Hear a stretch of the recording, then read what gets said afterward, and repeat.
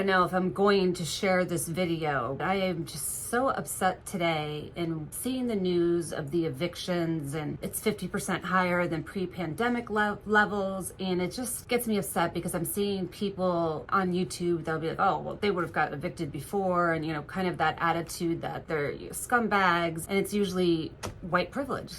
I mean, I hate to say that. What I've been through in life and why I decided to start our YouTube channel and why my name is D Money is that was my nickname when I had to go to jail for 10 days. I've had that used against me over and over again. I remember my first week on here, I had someone DM me and he's like, why would I listen to a felon? Really?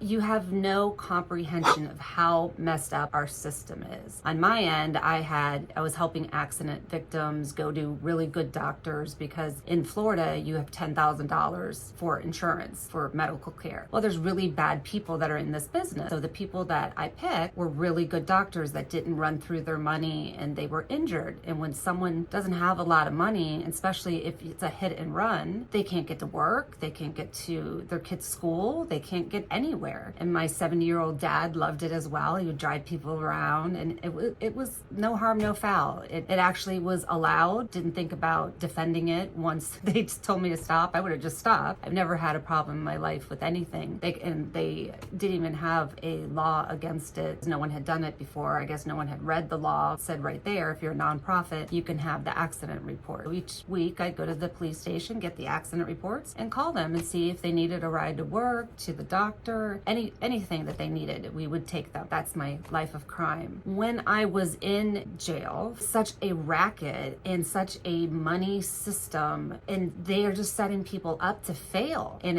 the big thing is it's called VOP, which is violation of parole. They know they're going to put them back out and they're going to rearrest them, and the vicious cycle just starts over and over again. I mean, it broke my heart when I saw women crying on the floor because all of their stuff was being thrown out and they didn't have anyone. All of their possessions because they drove without a license or their tags were expired. That's kind of how I feel about this evictions that I'm seeing right now. It's the same thing. This is through no fault of their own. There was a pandemic. There were people that suffered greatly and lost everything. And then the rents went crazy. I mean, 30% increases. You can't make over 30% increases. And hardworking people, there's some really great people who can't afford it and are getting evicted. I mean, that's why we started our rent-to-own company that we did too, because I just want to help people get a break.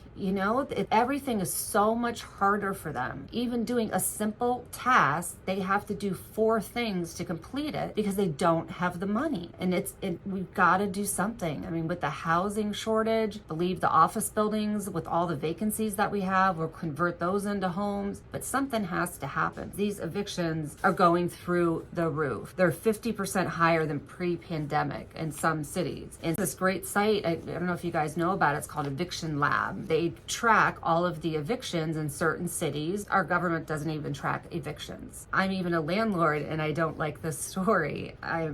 No one likes to evict anyone. And if you do, you're sick and you need help. I'm going to give you the top cities that are out of control. 1, Fort Worth, Texas. You can see right here, they're at 118% of the normal average. And if you look at the graph, it'll show you see the line right there. It's way above pre-pandemic levels for evictions. And I mean, this site's a pretty cool site. It tells you there are 278 renter households in the counties for Fort Worth, and it's typically $1,200 a month, and it lets you know if they had a moratorium and when that was lifted. They are already at above pre-pandemic levels. Houston, Texas is out of control. In the last week filings, look at this. 6,900 in the past month, and it doesn't look like it's slowing down. And if you look at, it's 143% of its normal average. It's outpacing itself huge. Again, against pre-pandemic levels, it's way above as far as evictions. People can't afford it. It's inflation.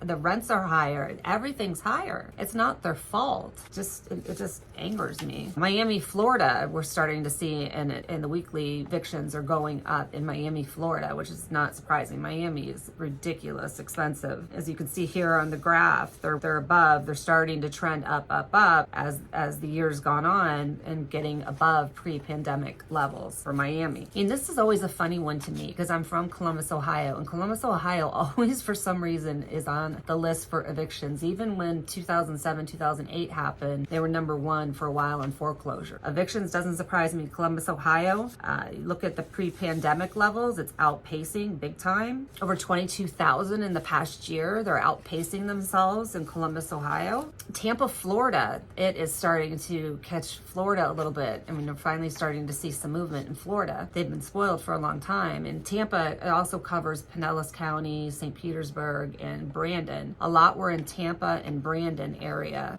Really not a lot in St. Pete. Again, pre-pandemic levels, it's outpacing. It's 116% of its average, 114% of its average filing, over 20,000 filings in the past year. This one's really out of control. Las Vegas, what the heck is going on with you guys, man? It's crazy, the evictions, and it doesn't look like it's slowing down. Last week was huge as well. There's 370,000 renters in Las Vegas, and then you look at the graph, it's just going up. It's way over pre-pandemic levels in Vegas. It's unbelievable. They are out of control in Vegas, and it doesn't look like it's slowing down. And the other one is Phoenix, Arizona. The hard-hit housing markets are also the hard-hitting eviction markets. Phoenix, Arizona is outpacing itself at over 121% of their number, 77,000 evictions in the past year, and they are above pre-COVID levels as well, pre-pandemic levels. Those are the biggest cities with outpacing themselves. Something's got to give. It's getting bad out there. It's going to be bad out there. Let's just all have some compassion. It's not always anyone's fault. The person in my life that it happened to was she just couldn't even afford living where she was living because they wanted a 30% increase. Hardworking, works nonstop, and she can't afford the 30% increase. Landlords shouldn't be able to increase rent 30% year to year. That's out of control. This is D Money. I absolutely adore you guys. Peace out.